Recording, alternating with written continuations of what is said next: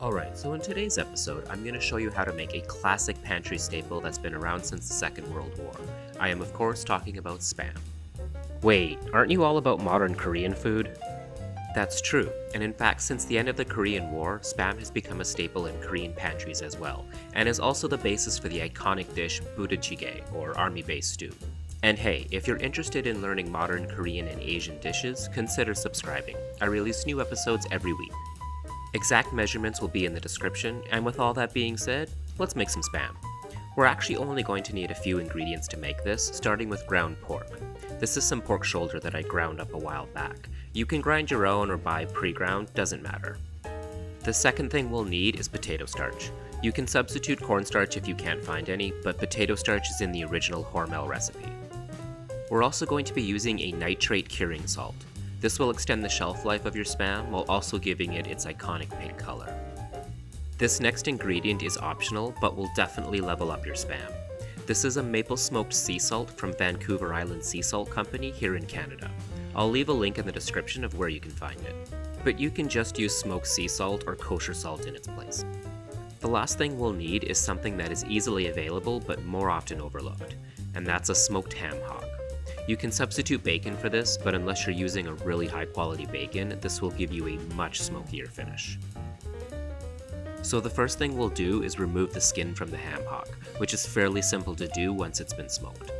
Just slice an opening in the skin and literally pull it off.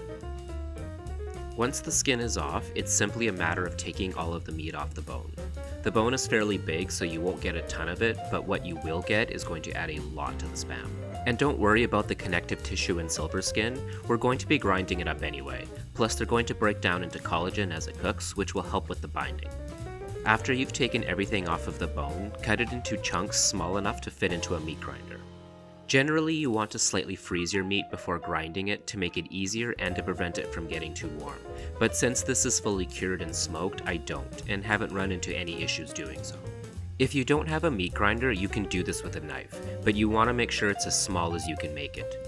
I use a coarse ground die when doing this, as I do want a bit of a texture difference in the final product. Add the ground ham hock to a large bowl containing the ground pork, and we can move on to the next step. In a small bowl, combine 8 grams of maple smoked salt, 0.06 grams of Prague Powder No. 1, 23 grams of sugar, and 73 grams of potato starch.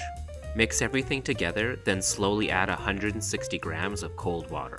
Continue mixing until everything is dissolved. It may seem very watery at first, but as it cooks, the potato starch will thicken and bind everything together. Working a little bit at a time, add the slurry to the meat mixture and thoroughly mix everything until it's fully incorporated. It should feel a little wet and tacky when it's done. Preheat your oven to 300 degrees Fahrenheit and lightly grease the inside of a loaf pan. Then place a cut piece of parchment paper inside, making sure it comes all the way up to the top. This will make it easier to remove the Spam when it's done. Add the Spam mixture to the loaf pan and really make sure it's packed down nice and tight. You want to try to eliminate any air bubbles while making it uniform in size. Then wrap the pan in heavy-duty aluminum foil. Place the wrapped pan in a large shallow baking dish and fill halfway up with hot water. This water bath technique will help the Spam cook more evenly.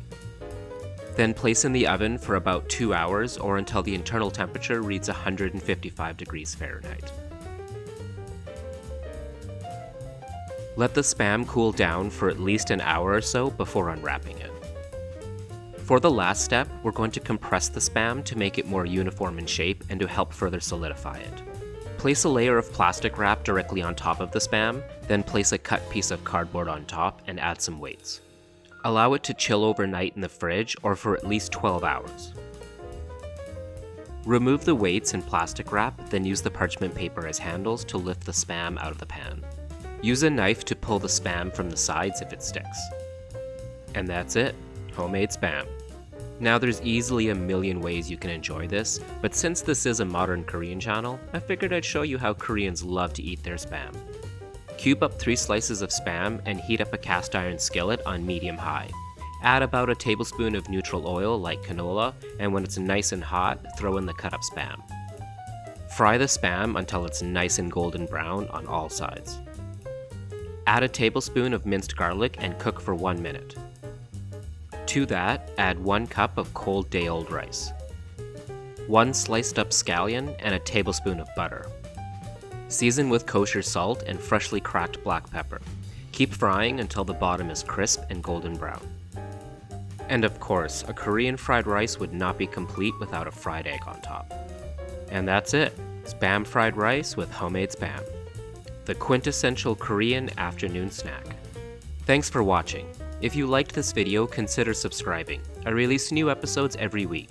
You can also check me out on Facebook, Instagram, and Reddit for more content.